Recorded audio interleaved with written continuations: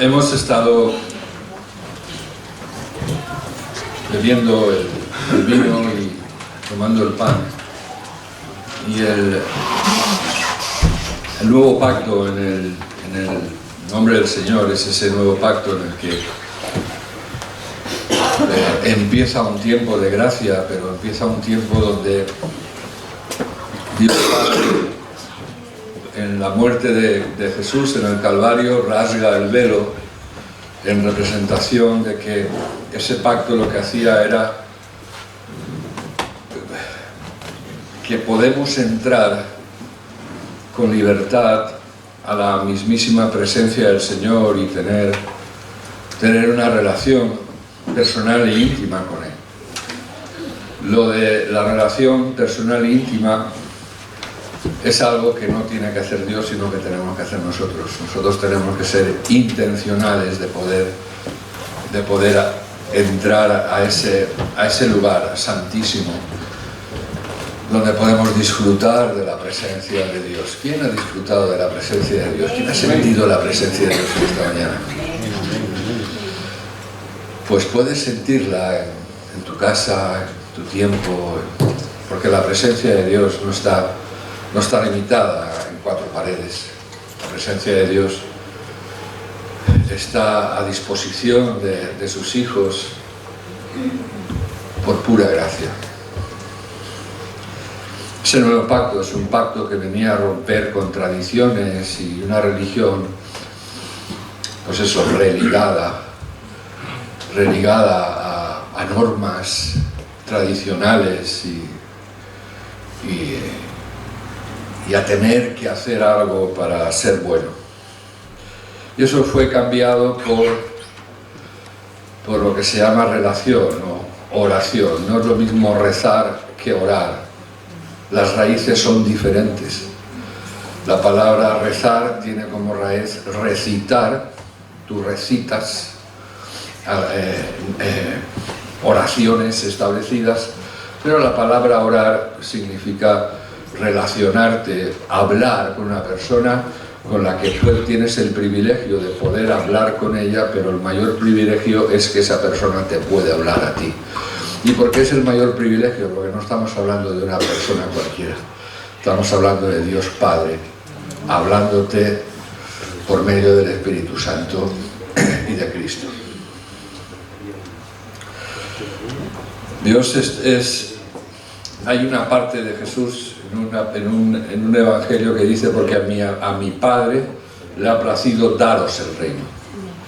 Él viene y establece esa relación, quitando esa vida religada a tradiciones, una vida desligada de denominaciones. Durante muchos años estuve tristemente viviendo y experimentando cómo dentro de la familia de Dios se peleaban y se criticaban unos a otros, porque unos eran pentecostales, los otros bautistas, otros metodistas, y se criticaban hasta el punto de en su necedad decir que si unos tienen el Espíritu Santo, que si otros no lo tienen.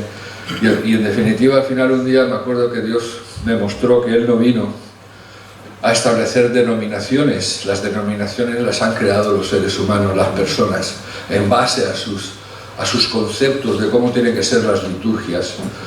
Y el Señor me dijo que Él vino a una única cosa: establecer su reino. Y que su reino se extienda. Pero tomó a la Iglesia como esa herramienta, ese elemento de que son personas, hombres y mujeres regenerados, hombres y mujeres nacidos de nuevo, hombres y mujeres que aceptaron a Jesucristo como su Señor y Salvador, pero que también desde un principio Dios les da una misión. Y esa misión, hermanos, es esa: tenemos que extender el reino de los cielos. Una iglesia que desea aprender a vivir y buscar los valores del reino.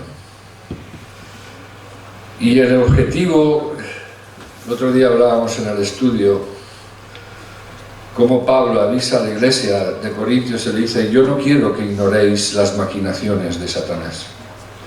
Satanás está vencido en el nombre de Jesús. Amén. Que el Señor le reprenda. No nos interesa. Queremos proclamar a Cristo, queremos vivir a Cristo y queremos escuchar la palabra de Dios y aquello que Dios quiere decirnos como iglesia.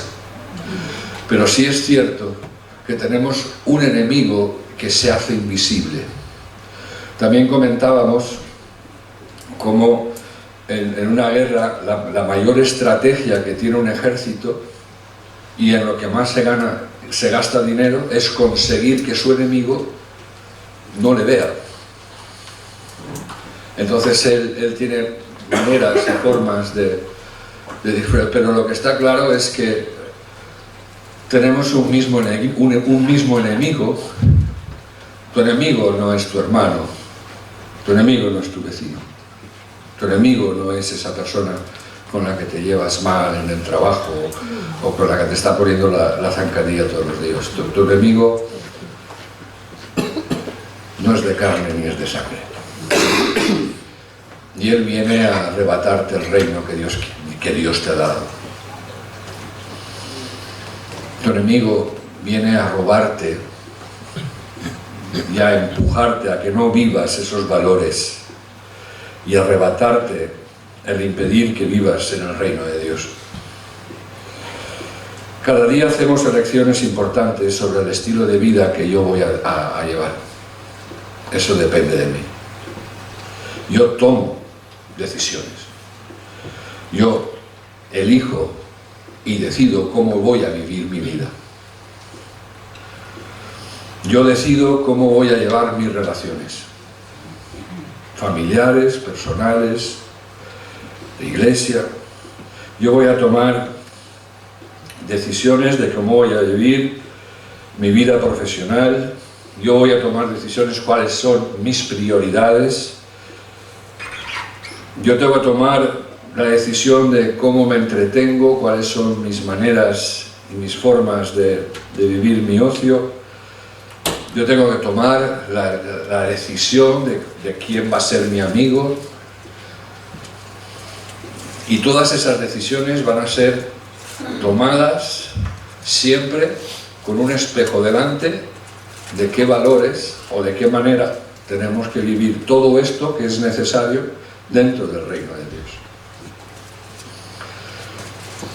Yo tomaré una decisión sobre cómo me relaciono y se va a tomar una decisión, aquellos que sois solteros, de con quién vas a empezar un noviazgo.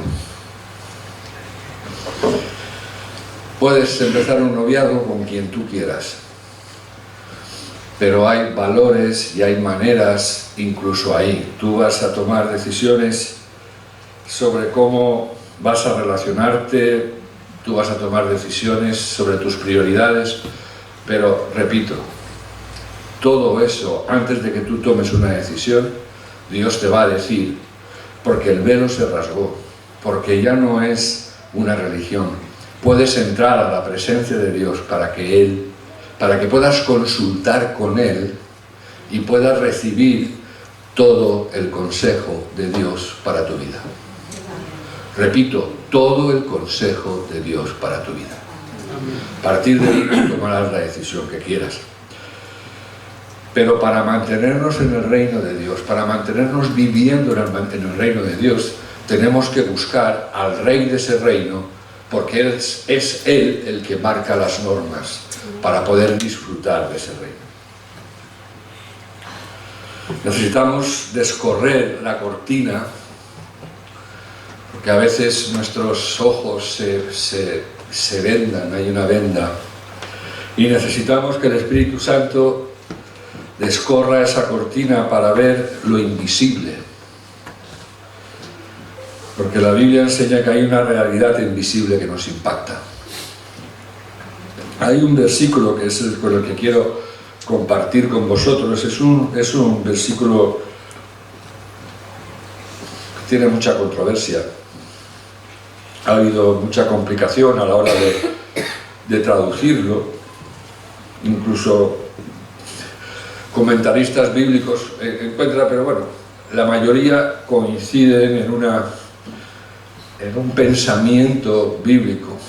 sobre lo que quiere decir. Mateo 11:12 dice: desde los días de Juan el Bautista hasta ahora, el reino de los cielos sufre violencia y los violentos lo arrebatan.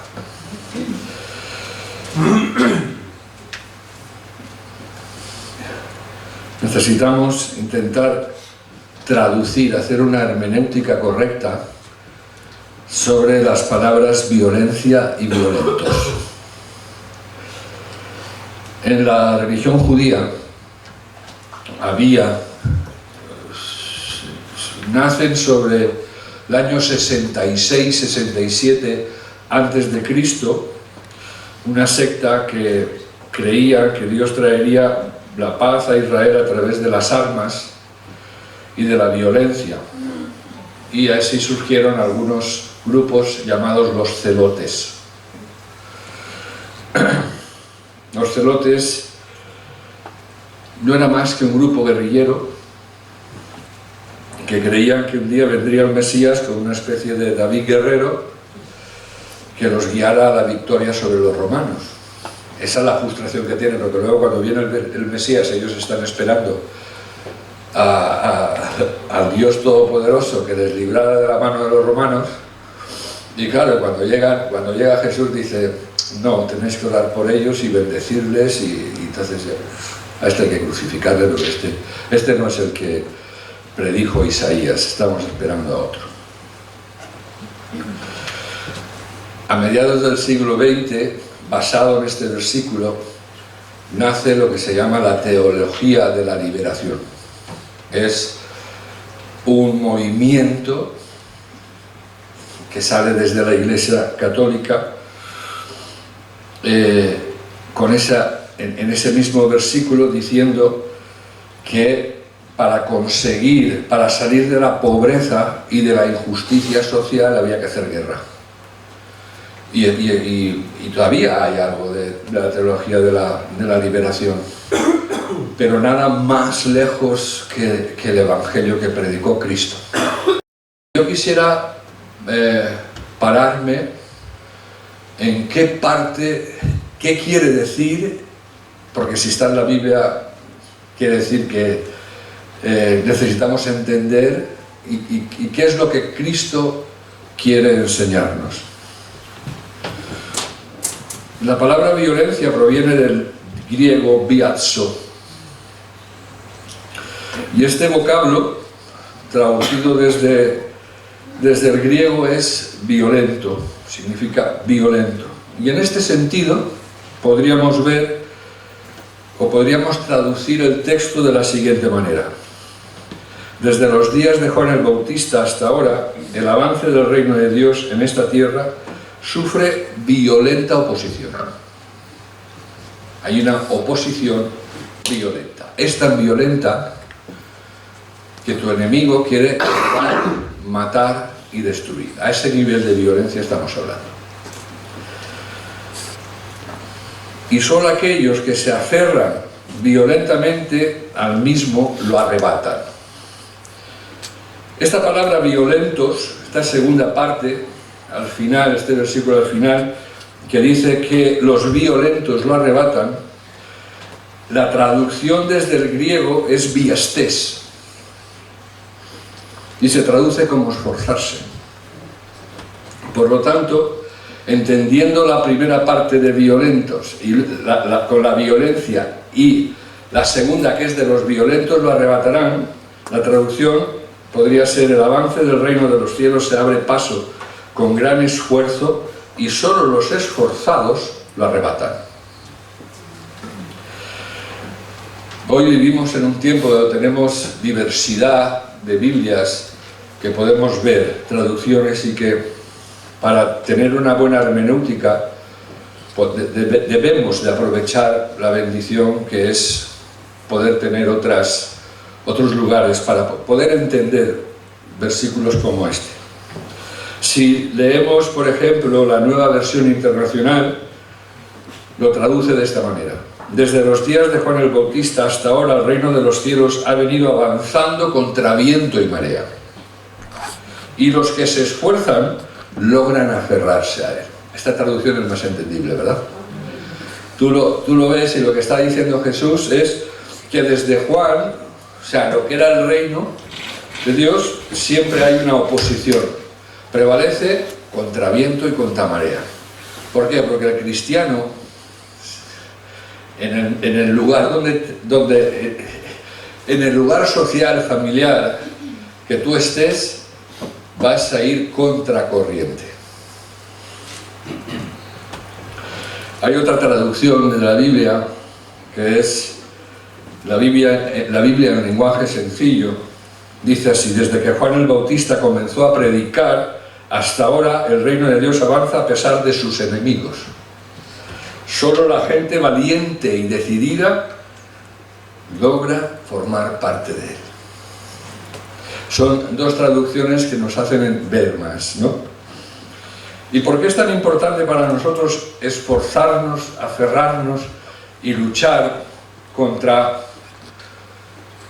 nuestro enemigo para aferrarnos al reino de Dios? Porque Pablo decía, Romanos 14, 17, porque el reino de Dios no es comida ni bebida, sino justicia, paz y gozo en el Espíritu Santo.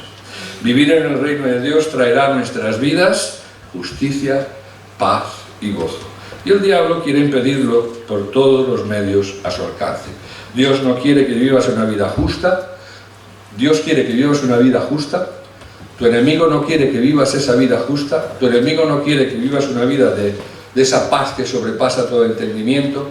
Y no quiere que vivas una vida de gozo, entendiendo por gozo no una sensación que tú puedes experimentar por medio de una canción, sino el gozo es aquella sensación de paz profunda y de satisfacción, de gozo que produce el Espíritu Santo, sea cual sea la circunstancia. Como Pablo decía, gozosos en la tribulación, que tú lo quieres razonar, no puedes razonarlo, porque ese gozo es esa confianza, esa alegría interna que tú no puedes expresar, que es el estar ahí gozoso porque sea cual sea la circunstancia, Dios te ha dicho que todo es para bien. Justicia, paz y gozo. Tres cosas que estoy seguro que hiciéramos una encuesta por la calle, podríamos ver que habría mucha gente que diría que sí, que le gustaría. Vivimos en una sociedad injusta, totalmente injusta, una sociedad, en medio de una sociedad en un conflicto constante de guerra, y no solamente bélica, sino se han empeñado en confrontar a los de derechas contra los de la izquierda, a los que hablan catalán con los que hablan andaluz, y lo están haciendo bien, pero es un conflicto totalmente, y sobre todo gozo. Vivir el gozo de Dios en medio de esto solamente es posible si te aferras al reino de Dios. Y quería dar esta introducción porque el reino de Dios no se establecerá sin una lucha, hermano. Pablo decía, he peleado la buena batalla. La Biblia habla mucho de la guerra. Efesios habla de un enemigo que no ves, de unas armas que tenemos, de una armadura que necesitamos utilizar. Y hay de ti si crees que tu enemigo no existe,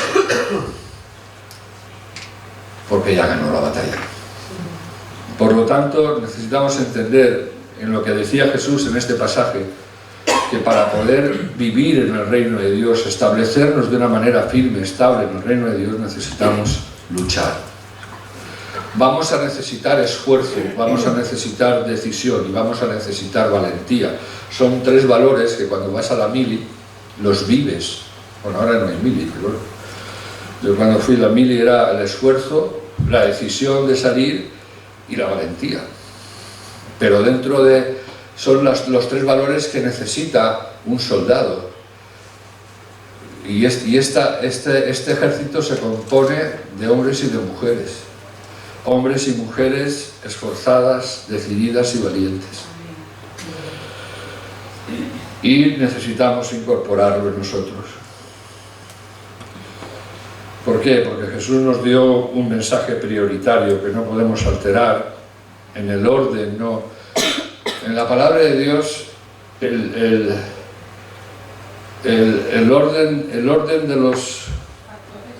de los factores sí cambia el producto. Sí cambia el producto. Entonces en la Biblia los mensajes de Jesús tienen un orden y ese orden se tiene que mantener. Y necesitamos mantener ese orden en nuestras vidas, en nuestra casa, en nuestros hijos, en nuestras relaciones.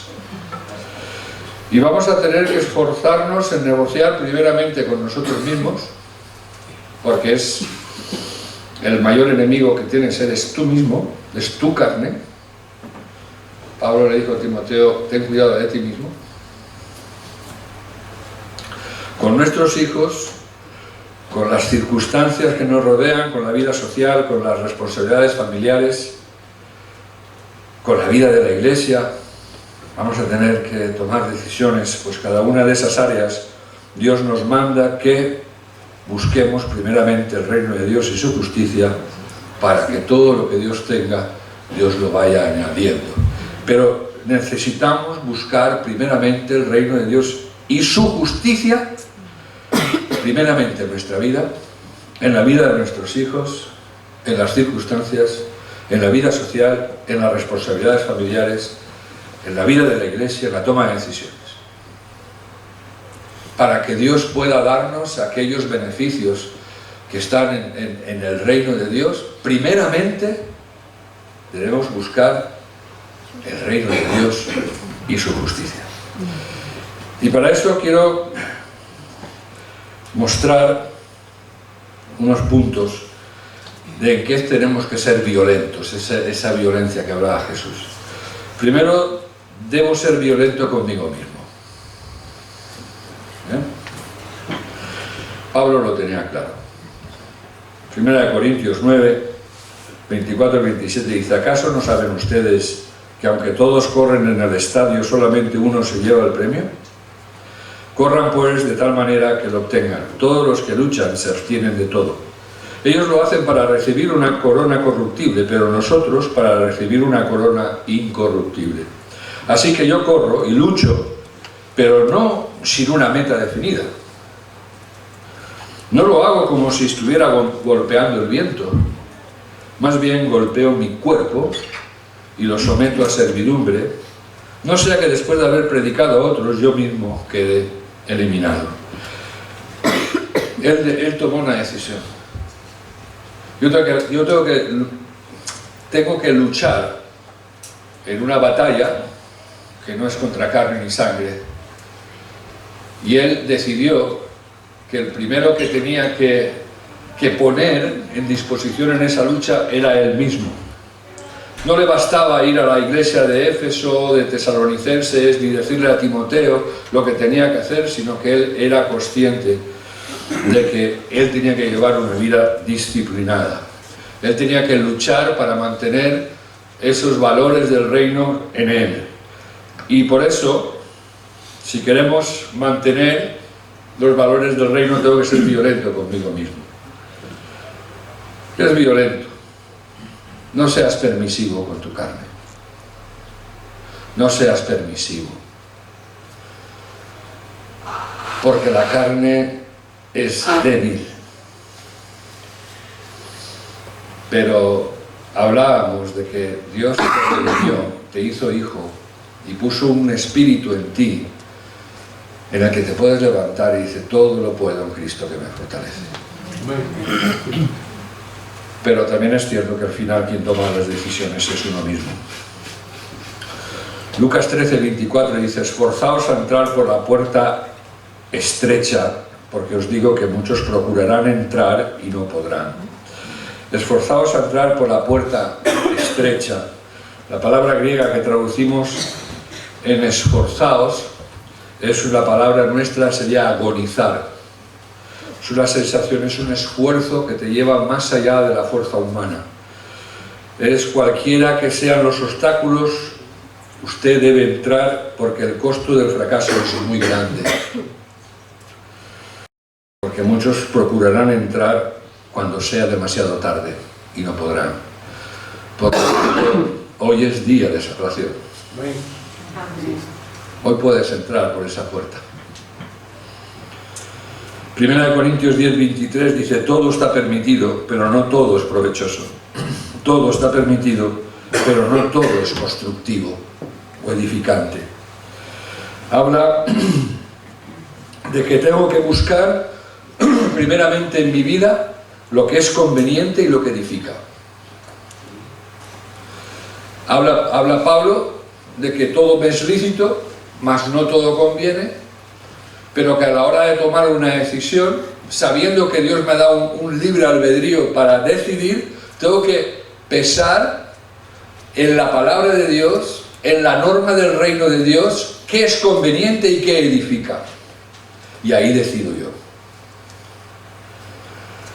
El apóstol declara que la justificación final de la conducta individual no es la libertad personal, sino lo que conviene y lo que edifica. Si la decisión que yo voy a tomar es conveniente para mi vida, primeramente para mi vida, y si va a edificar mi vida. Después de ser violento conmigo mismo, debo de ser violento en cuanto que los valores del reino estén de manera clara y evidente en mi vida y en mi familia.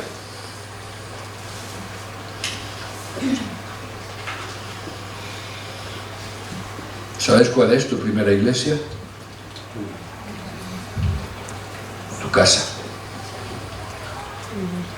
Padres, sois pastores de vuestra casa. Sois pastores de vuestros hijos. Y tú, si estás soltero y soltera, tú tienes que cuidar y tienes que andar como la iglesia que eres. Porque si tienes a Cristo eres rey y sacerdote. Y tienes que aprender a vivir en los valores del reino. Por supuesto que todo te es lícito, pero no todo te conviene. Allí donde estemos como parte de la sociedad,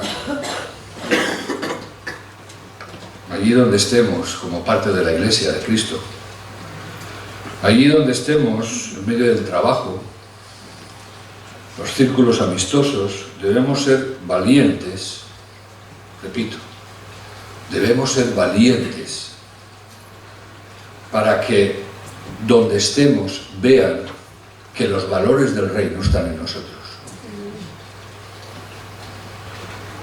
y que vivimos según los valores. El otro día me hablaba con Orlando le sorprende, o eso me dio la sensación a mí, que vive en una sociedad donde la mentira está instalada, ¿no? La gente no tiene, ¿no? Era eso un poco lo que me querías transmitir.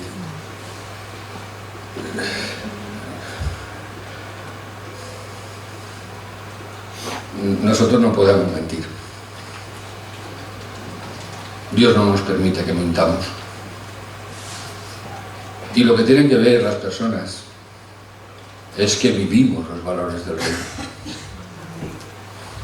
¿Hay algún cristiano aquí que no sepa cuáles son los valores del reino? No tendremos excusa, porque Dios puso dentro de ti un chivato. ¿Sabes cómo se llama? Es un chivato, ese no para. Ese te chiva todo lo que el Padre te ha dicho que tienes que hacer y no lo haces. Y lo tienes dentro.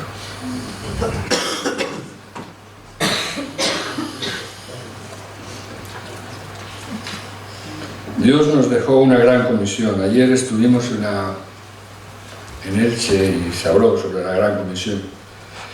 Pero Dios nos dejó una gran comisión que no es únicamente para los demás. Es una gran comisión que primero debemos incorporar a nuestra vida. Y el Espíritu Santo inspiró tanto a Marcos como a Mateo, y ellos lo escribieron en sus evangelios, y dice: id por todo el mundo y predicad el evangelio. ¿Os suena? ¿Sí?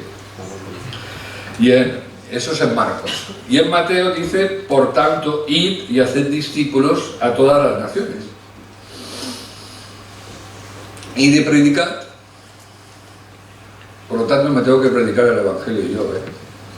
A veces siempre nos enfocamos en que yo te tengo que predicar el evangelio a ti.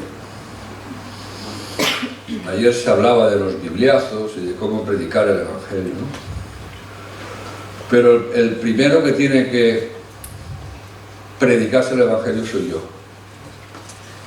No se trata de decirle al otro lo que hace. Se trata de quitar el dedo acusador.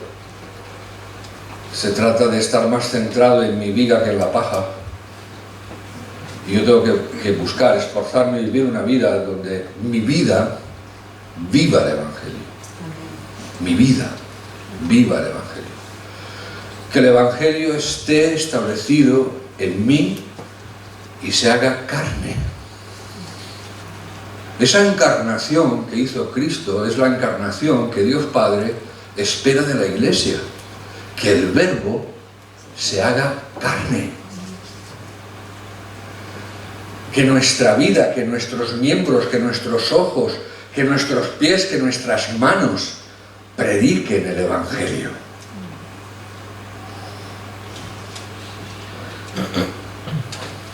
Y el primer discipulado debe de ser evidente en mi vida. Yo tengo que buscar ser y vivir como un discípulo de Cristo, no como un creyente más, sino como un discípulo de Cristo. Para mantener, para que el diablo no nos arrebate esos valores son para aquel que es discípulo de Cristo. Hay dos fundamentos en la vida del cristiano, dos fundamentos importantísimos: el Evangelio y el discipulado. Lucas 9, 22, 23, y añadió: es necesario que el Hijo del Hombre padezca mucho y sea rechazado por los ancianos, por los principales sacerdotes y por los escribas, que muera y resucite al tercer día.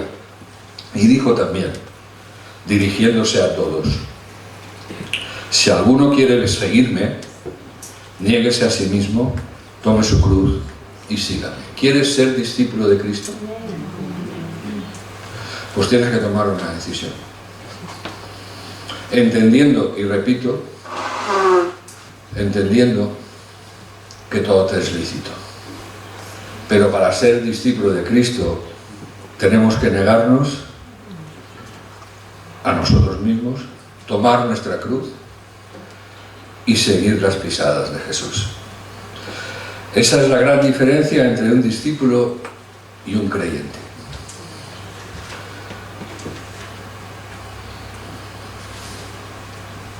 Y en tu casa, donde vives, donde te mueves, en medio de la sociedad, en tu trabajo, ellos deben de ver que tú eres un discípulo de Cristo sin que tú lo digas. Jesús lo hacía tan bien, yo sé que decir, bueno, pero claro, yo no soy Jesús, ¿no? Jesús lo hacía tan bien que llegaban religiosos y personas con mucho peso, como era el joven rico y Nicodemo, que se presentaban delante de Jesús y le decían: tú tienes que venir de Dios porque lo que tú haces. Ninguno de los dos le dijo porque lo que tú dices, sino de la manera que tú vives, lo que tú haces. Eso es imposible hacerlo humanamente, por lo tanto tienes que venir de Dios. Y esa es nuestra meta.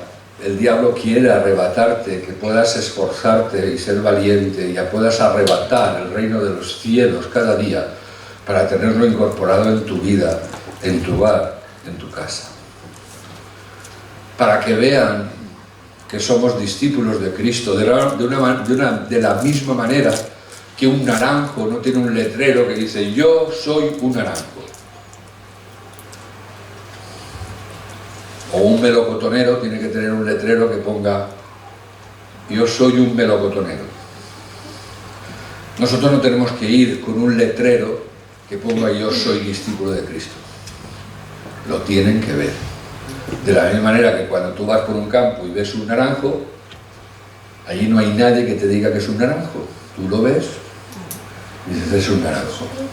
Dice y eso un melocotonero. Y eso un cerezo. Pues esa es lo que debemos luchar por tener. Así como yo debo imponerme los valores del reino, es verdad que no debo, por imposición legalista, imponer esos valores a mis hijos, pero sí tengo la responsabilidad de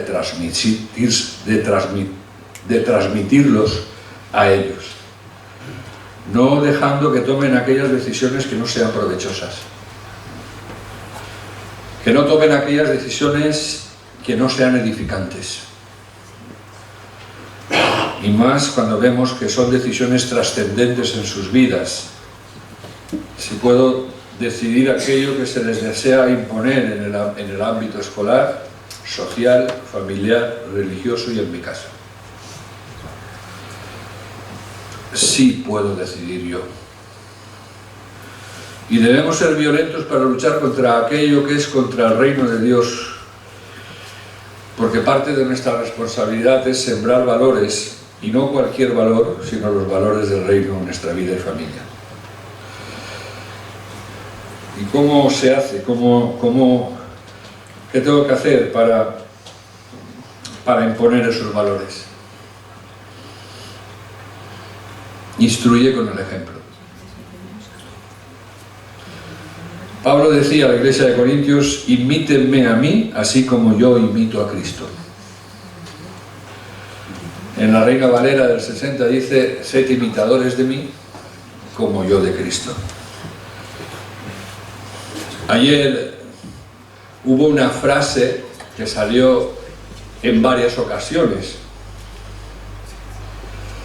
y era que la palabra moviliza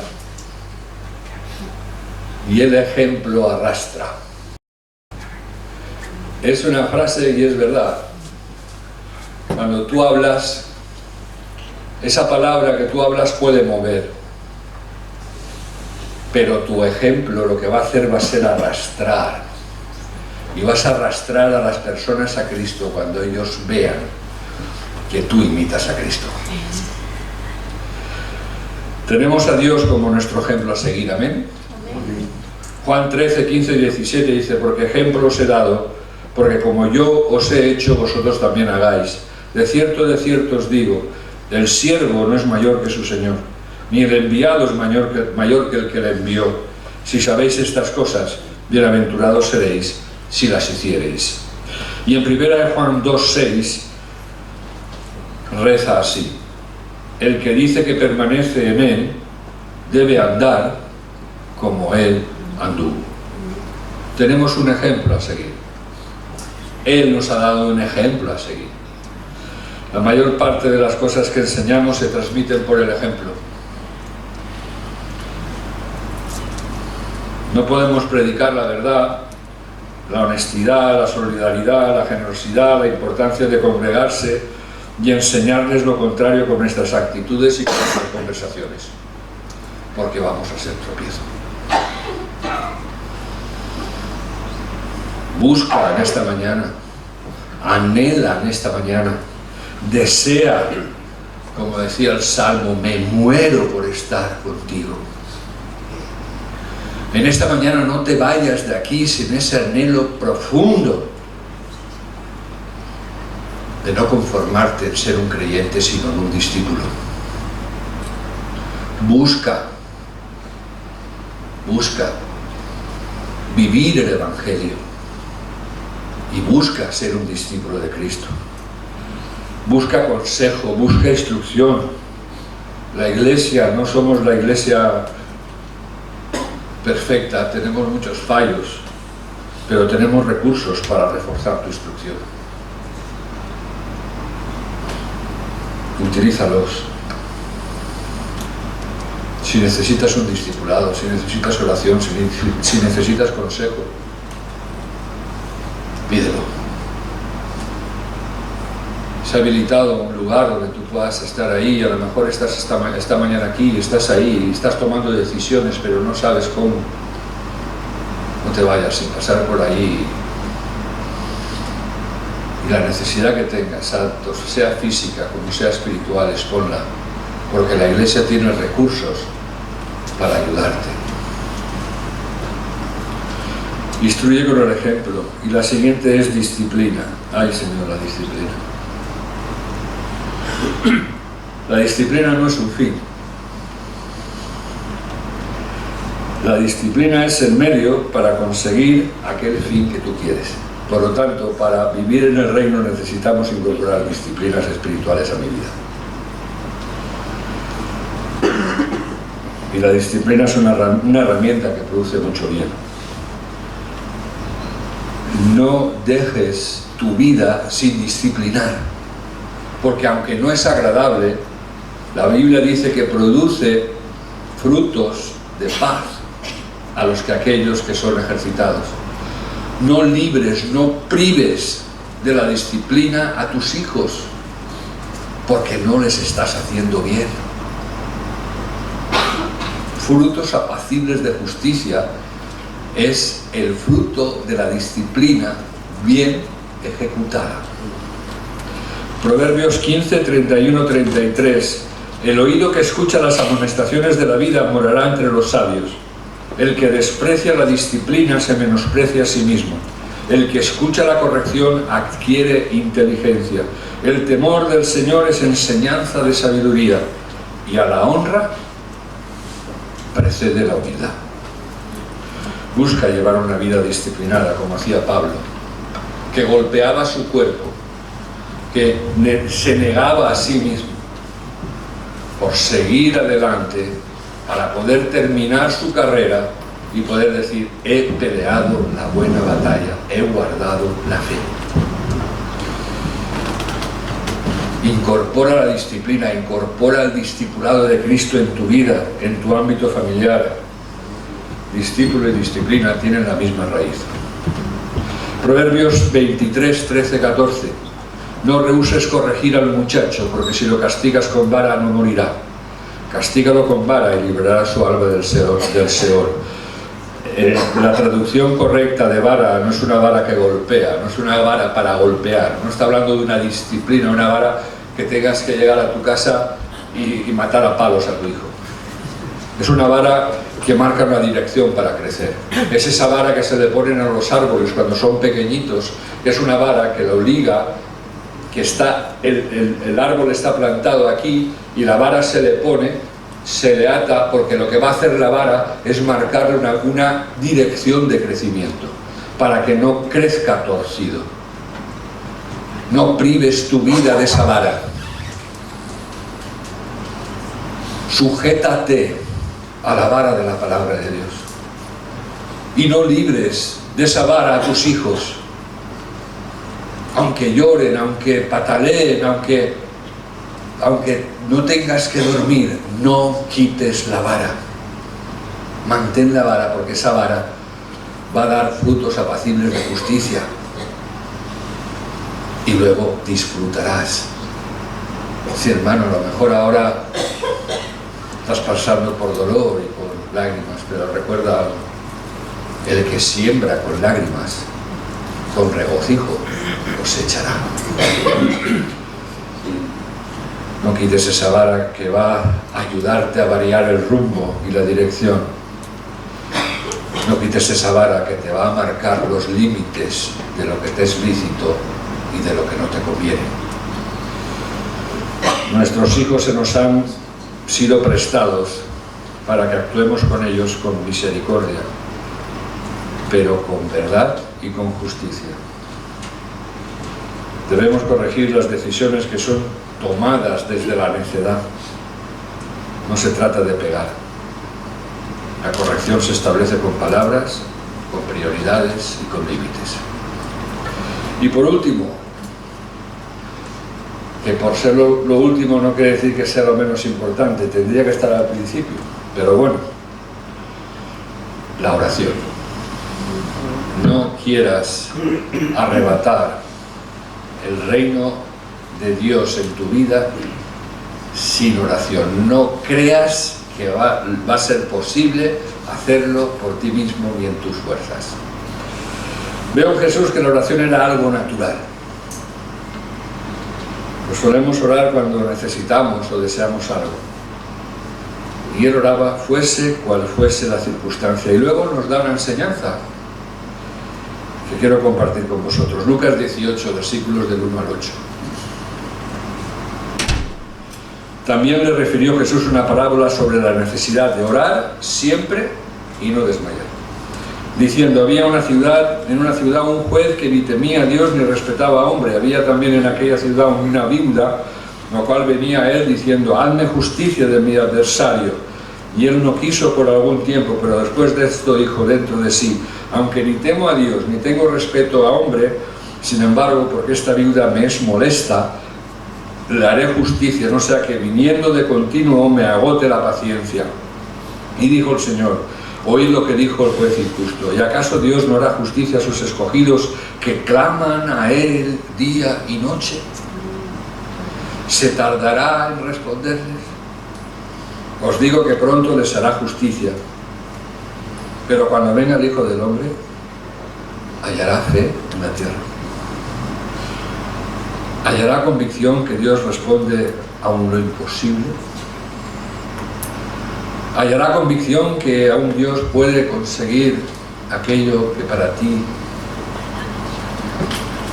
no puedes? Y Jesús nos está enseñando que nos responderá por pesados. Esa no es la enseñanza de la parábola, sino lo que nos está enseñando que incorporemos la actitud de la viuda, perseveremos en la oración. Las batallas espirituales se ganan con perseverancia y oración. Jesús nos enseña a clamar, ya no a orar, sino que en situaciones para aferrarte al reino de Dios, para referrarte al reino de los cielos, para que el reino de Dios esté en tu casa, en tu familia, en tus hijos, clamemos a Dios. Ya no es una oración superficial, sino que está enseñándonos que tenemos que vivir una vida de oración profunda.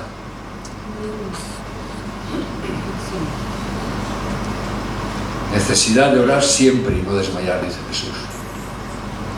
Orar siempre y no desmayar. Y concluyo, hermanos. Hay una realidad, y es que estamos navegando en medio de un mar muy turbulento.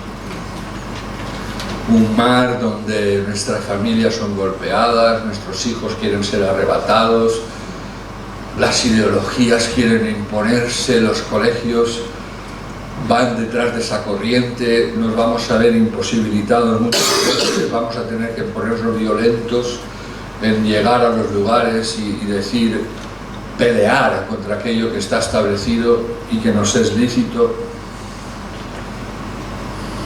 Fuertes corrientes ideológicas que quieren arrastrarnos a ellas, a nosotros, a nuestros hijos, a nuestra familia. Lo que quieren es alejarnos de vivir en el reino de Dios. No permitas que la corriente de este mundo te arrastre sin rumbo, hermano. Aférrate a la roca que es Cristo. Amén. Aférrate a su Espíritu Santo y aférrate a su palabra. Pon al lado de ti esa vara de disciplina que va a marcar tus límites. Y en esta mañana hay una pregunta que lanzo en el nombre de Jesús. ¿Quieres actuar con esa violencia santa? ¿Quieres actuar con esa violencia santa que nos enseña Jesús en el pasaje que hoy hemos compartido? ¿Quieres pedirle a Dios como yo que nos dé la gracia para poder actuar con esa violencia santa?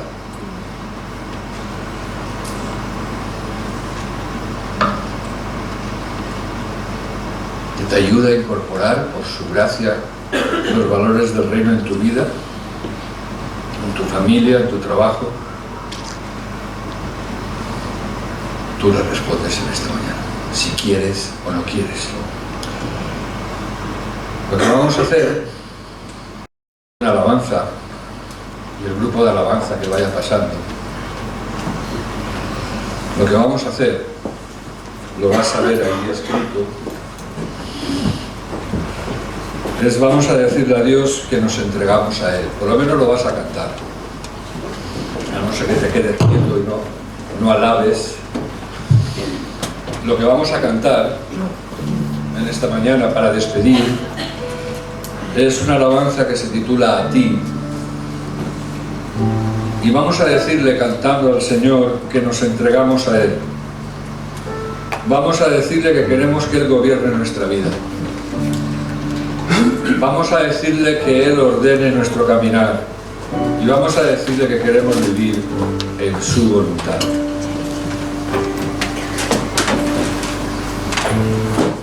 No me habéis dejado ni que os lo pregunte.